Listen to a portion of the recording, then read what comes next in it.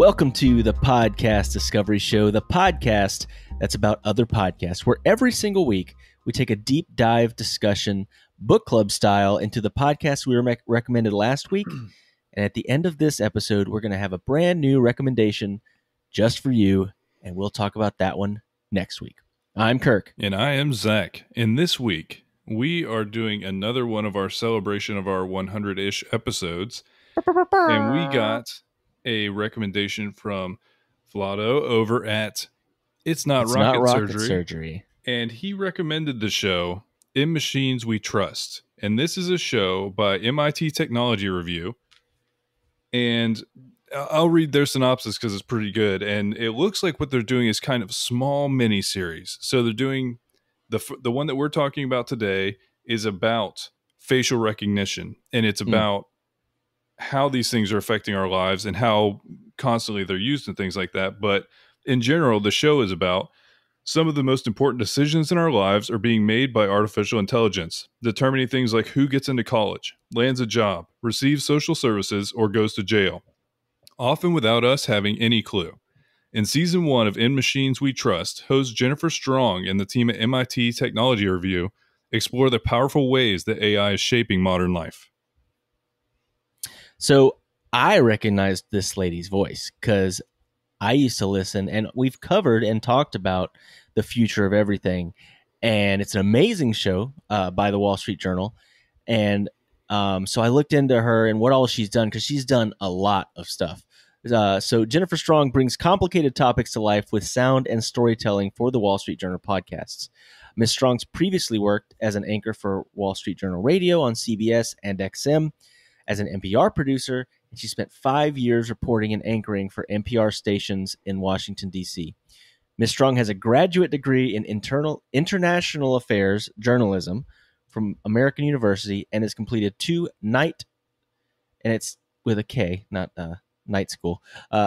science journalism programs at MIT on neuroscience and nanotechnology.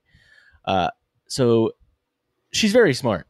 She has a crazy resume of amazing things she's done. Yeah, I wanted to spotlight that because all the things that she's done, I'm like, man, this is really good. The Future of Everything is a great show, and it's fascinating because you learn so many different things. I think that was a show that we covered where they talked about like basically companies that were like SpaceX, but in other countries. Like there was one that they talked about in Australia and a few other ones, but it was really interesting. They cover futuristic companies and things that are being developed and stuff like that. But this show is all about facial recognition technology. Yeah, so it ends up being 4 episodes that were recommended to us.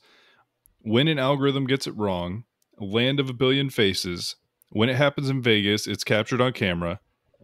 Or no, it's What Happens in Vegas is Captured on Camera. And then Who Owns Your Face are all like a 4-part mini series about facial recognition.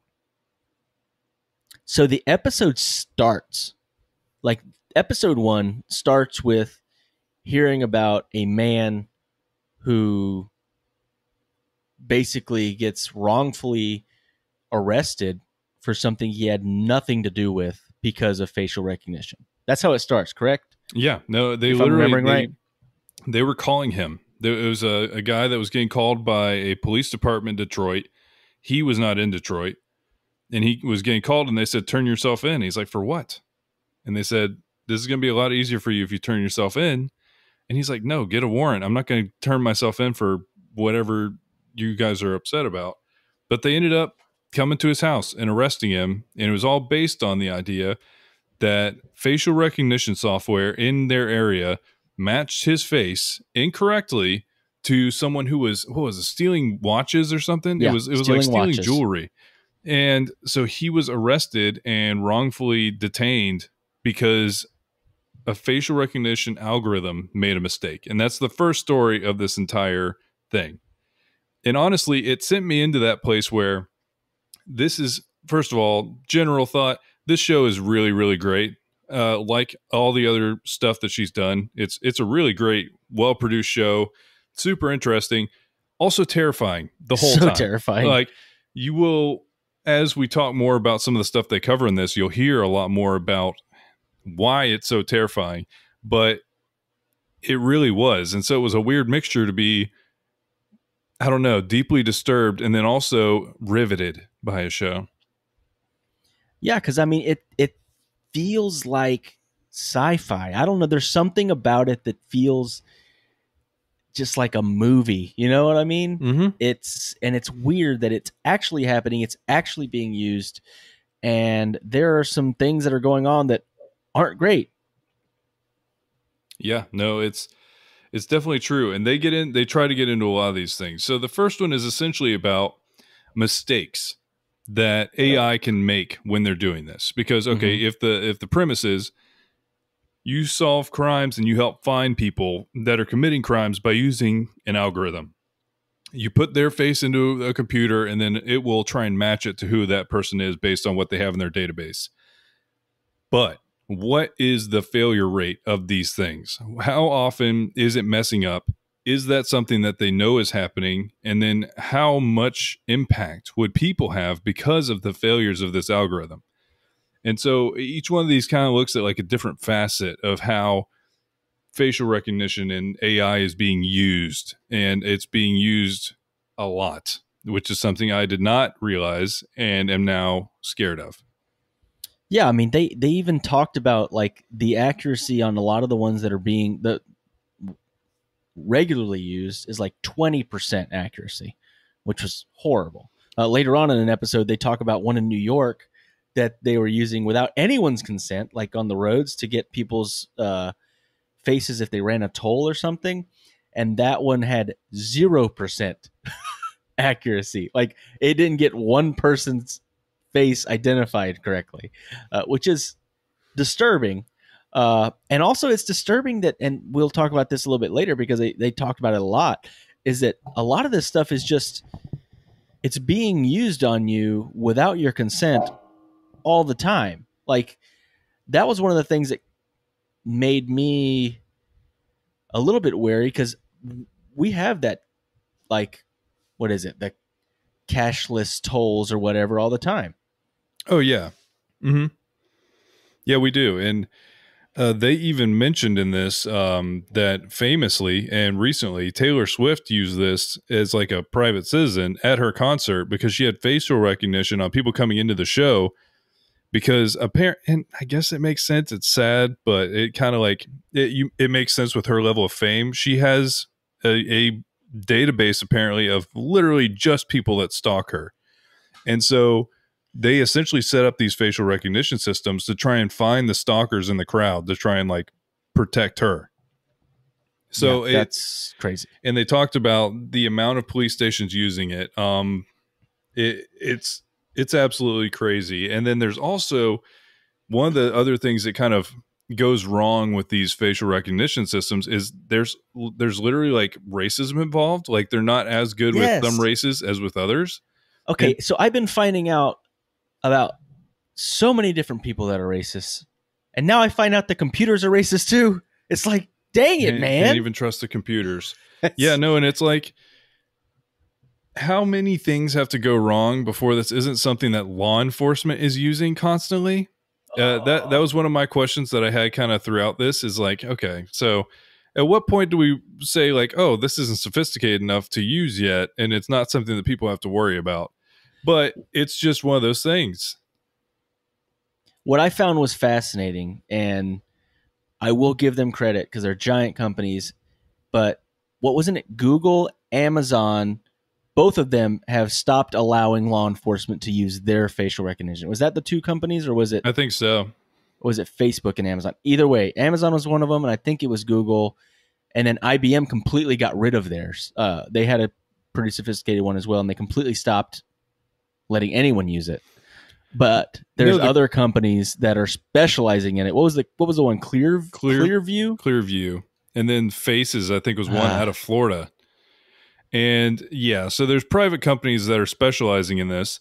And you heard also the kind of that, and this is kind of dipping into episode 3, Land of a Billion Faces, where it's talking about some of the people who are doing this, and you get to hear everybody's explanation about how it's not actually infringing on your rights and all of these things. Basically one of the main premises that they talk about is, and this is from them, this wasn't editorialized by the host. This was something that they literally said in an interview. I will give respect for that. They actually were allowed to be. They allowed themselves to be interviewed, probably knowing what angle this show was going to take. Yeah, no, and I mean, they did nothing to they did not change my mind about how they're what they're doing. It basically, it is what it is. They're providing a service essentially, and how that's used is going to be the issue. But one of their main premises is, okay, so this stream, this podcast we're doing right now, we are putting it out into the world. And so they essentially think that, okay, that's fair game. You are now part of that database, and it goes back to the same thing that's been talked about constantly. And we just never could have anticipated it before the internet, is all of this data is just up for grabs. So I don't think it's at all unusual that this is happening this way. Yeah. I mean, I've always felt weird about that. People talking about privacy about things that they're posting publicly. I've always thought that was kind of weird. Some people get weird about that. And you're like, you put it on freaking Facebook and you're not, you don't even have Facebook on private. How do you expect that not to be something that everyone sees? Yeah. So I've kind of, I kind of get that. No, I to get a certain extent. I'm not saying that it's ideal, but it's also a trade-off for having, and we know that, for having a free service like Facebook or like Google or like a lot of these other things, you get it for free because you're paying in another way. And the way that you're paying is by giving away your data. Yeah. Yeah. They will take that. And it is kind of everywhere, and one of my main things is I hope that in time, there will be alternatives that you essentially can actually pay for. I would pay $5 for somebody that could actually compete. And I had a social media platform that wasn't data mining me and advertising to me all the time. I'd pay for that because it's a dumpster fire. But essentially all of this stuff kind of plays along the same line where you have people that are using the vast majority of data. Another thing that I thought about while we were listening to this is they still don't have the computing to really do the stuff that's going to get squirrely with this. Whenever we hit quantum computing and they can go through all of the data at a very high rate of speed, it's going to get real squirrely. These things are going to become major issues because it's not going to be something where occasionally some random people are trying to implement these things. It's going to be everybody's doing it, and it's very, very fast. And if it's making mistakes or how much data are they going to scrape from people, there's a ton of stuff that's just going to get really, really weird. One of the most disturbing things, and it didn't even, this is a later on episode, but I feel like it didn't get highlighted very much. There is a company that has one of the most accurate facial recognition softwares that they're saying is 99% accurate. And it's a Russian company, and they've beat Google and all these other giant companies. And I hate that it's a Russian company. Not Why? that I hate Russians, but it's just do you want America if we're gonna to win? No, I don't care who wins whatever this race is. I'm messing with you. But we already know that Russia likes to tinker with some stuff that we're doing, and it's just it's come on, man. Why has it got to be a Russian company that's got the best facial recognition software out there? And now we're going to give it to our cops and stuff. It's no, it sounds like a bad idea. It sure does. It sounds like that data might be misused potentially by the IP holder on that. But yeah, so they essentially start out with kind of how can these things go wrong? Then they move into essentially exactly that. We're just the databases, because a lot of these, okay, if they put in something into, I think it was Clearview, that if they ran, if they were using their service, if they put in a picture, it would immediately scrape every social media thing. That's the first thing it did. So Twitter, Facebook, everything like that. And Twitter since has been stop, cease and desist. There's some companies that have said that. I do not believe Facebook is one of them. Although their stuff's fairly sophisticated. I feel like they kind of got left out of this. But like, it's, have you ever been like tagged in a photo that it just like saw your face, was like, oh, there you are? Yeah. I will say this, and I've told you this before. My daughter has very similar facial features to me. And so there's been a lot of times where at least Facebook, hey, Facebook, if you're going to do your facial recognition thing, get it a little bit better because you think my daughter is me. Because I'm tagged in pictures all the time that I'm not in, and it's just my daughter's face because she looks enough like me that I get tagged as her. Yeah, and one time I was looking for our company's Facebook page. I was looking to try and see it, and I searched it, and it literally brought up a picture of me with that hat on. So it like translated it to, it read my hat. And I was weird. like, okay, Facebook, That's I get it. But yeah, so essentially they would use kind of whatever, because he even did this to the host of the show. Yeah. He said, hey, I took a screenshot of you. I want to show you kind of how this works. And he literally put her face into this program, and it brought up tons of pictures of her, of basically just whatever. So basically, after hearing all this, if you are concerned about this happening, you should set all of your social media profiles to private. And if you're really concerned about it happening, you should get off social media and not put any of your pictures online. But it almost, and this is maybe the thing that like maybe the most paranoid about it all, is I don't think there's really any escaping it at this point. When they talk about the amount of like entities using this, it's like, it's ridiculous. And I saw in chat, Twig said, take face mask facial recognition software. And yeah, that's been a problem, honestly. I've heard people talking about that. And I can't remember what article I read, but like there's some concern with law enforcement because, yeah, now facial recognition isn't working at all because literally half people's faces are covered up all the time and it's messed up what they're doing. So, yeah, it definitely is a silver lining of us all having to wear masks all the time.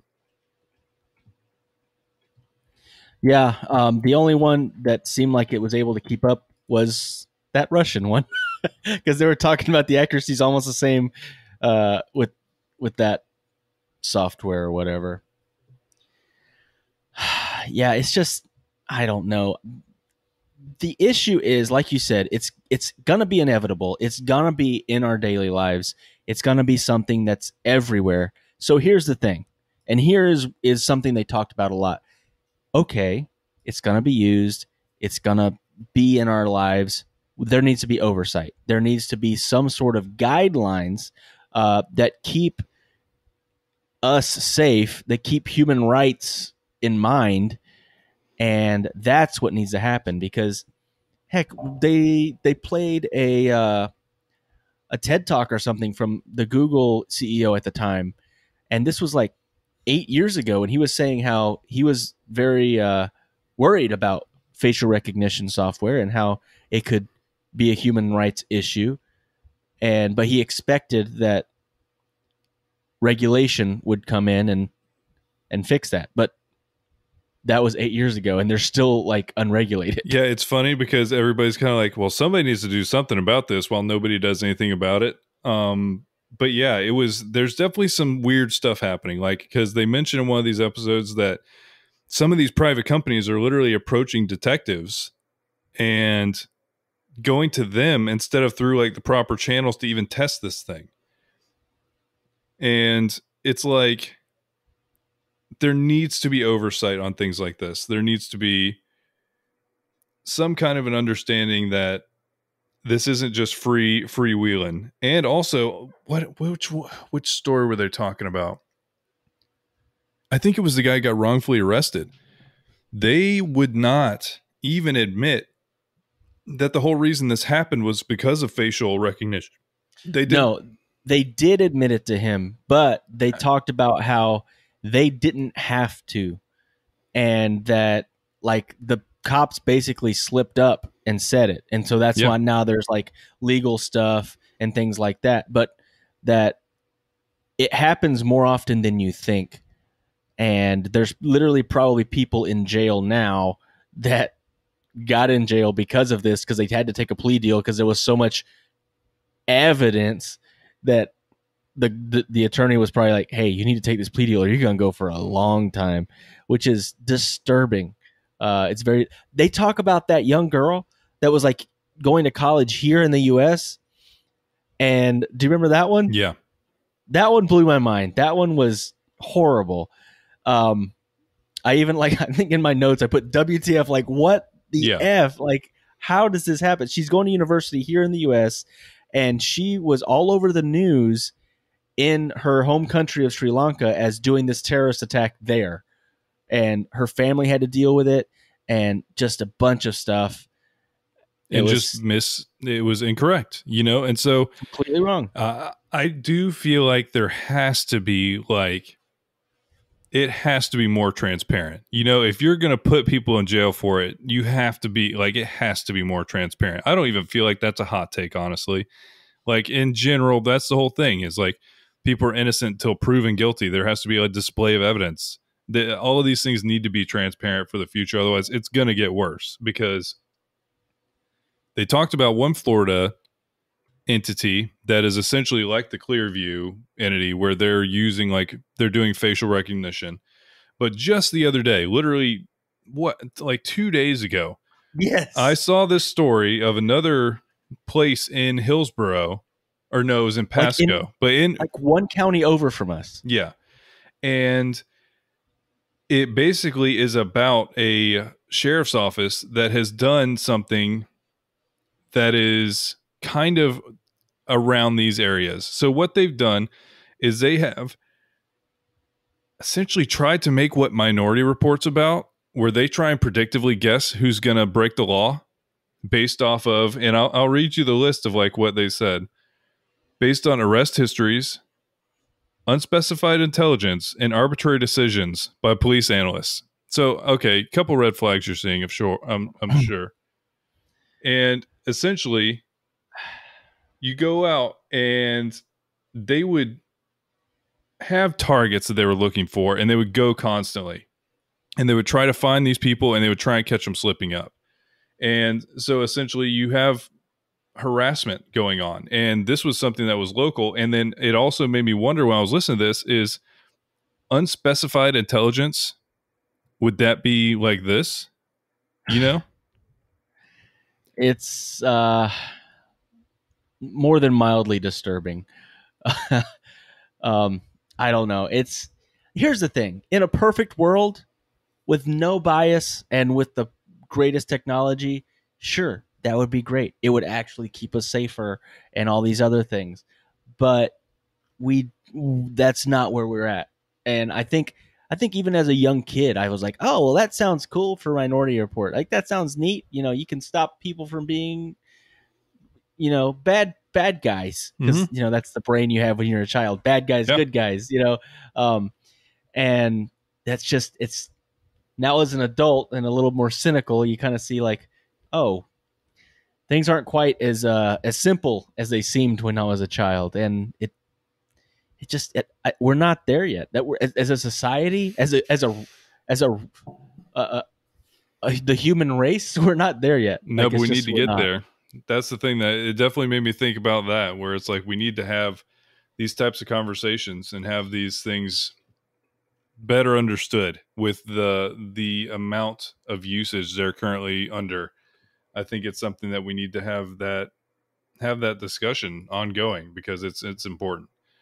But honestly, it's a great show. Like we said, terrifying, amazing at the same time. You learn all kinds of stuff. They actually started their second mini series after this, and this one is about, I guess, DNA. So maybe even like tinkering with DNA, because the whole show is about automation. And so the first one, the next one of their next like mini series that just came out about a week ago is down and dirty with COVID genes. So I think they're trying to understand like how automation is used to study and impact DNA. So it's going to end up being a really great show. It's got a ton of information. It's very well produced, and I think it's just going to go up and up, basically. Yeah, no, for sure. And I'm glad that we listened to all 4 episodes. It was a great recommendation because it just came out, by the way. It came out the beginning of August. Yeah, So like first August like episode 12th August or 12th. 14th or something Well, like that. Yeah. they dropped the first mini series on the 12th. Yeah. So So all four. it's not even a month old yet. So it's a great show, great time to go check it out. And I'm excited to see what they do from here on out. It really is incredible. So, real quick, I want to talk about all of the other things that we have going on. So we have a Twitch channel. We would love for you to follow us over there. We have a YouTube. We are starting to post all of our live shows on there, as well as the audio, because some people actually listen to podcasts through YouTube. You wouldn't think so, but it's a thing. And we have our stuff on there as well, on audio version or video version, as well as the games that we play after hours and stuff like that. We also have a Patreon. Our Patreon I have been working on, and I have some episodes on there that you can't get anywhere else. They're specifically on there, and I will only let you listen to them if you give me money, because they are special. You're in for a very special ride, because he started from episode 1. 0. I have episode 0 on there. Okay.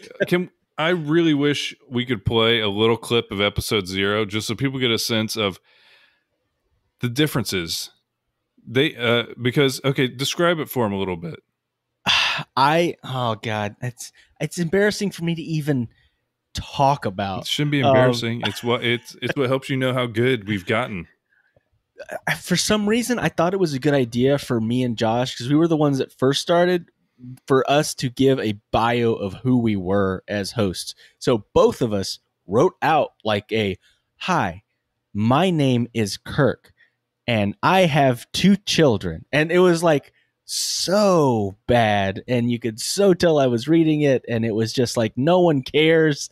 And it was rough, but, it's funny because you can just tell how earnest we were in wanting to do a good job. We tried hard. I guess you could say that. And then Zach came in like episode 12, and I think it made the show much worse at first, audio wise. Yeah, for sure. That's why we got new mics, is literally because us 3 trying to split a condenser mic was terrible. It sounded like we were in a bathroom. It sounded like we were all sitting in a bathtub together and recording on. You're not supposed to tell them that part. You're not supposed to tell them how we recorded in the early days. But yeah, so you can get all of those exclusive archives over on the Patreon, and I'm going to put all of the stuff in there. So eventually it's just going to be this season on all of the catchers, but the other 3 seasons will be in the archive on the Patreon. And it's only $4 a month, which is, guys, if you do the math, that's 50 cents per episode that we do. So, it is 50 cents an episode. We're not asking for much. And to be honest, it's all going to go, all of that money goes right back to the show. We've been investing in a lot of different things, and, we're excited about all the things that we got coming up. Yeah, we definitely are. And yeah, we really appreciate everybody checking out anything, any way they can. So yeah, we really appreciate anybody listening. So that brings us to this week's recommendation. So as Zach mentioned, we are still celebrating our 100-ish, which it's way past 100. We're still far past it. We totally messed up on our counting on this. I feel like we counted at one point, but I like this. I like taking recommendations from other like awesome like friends we've made in the community.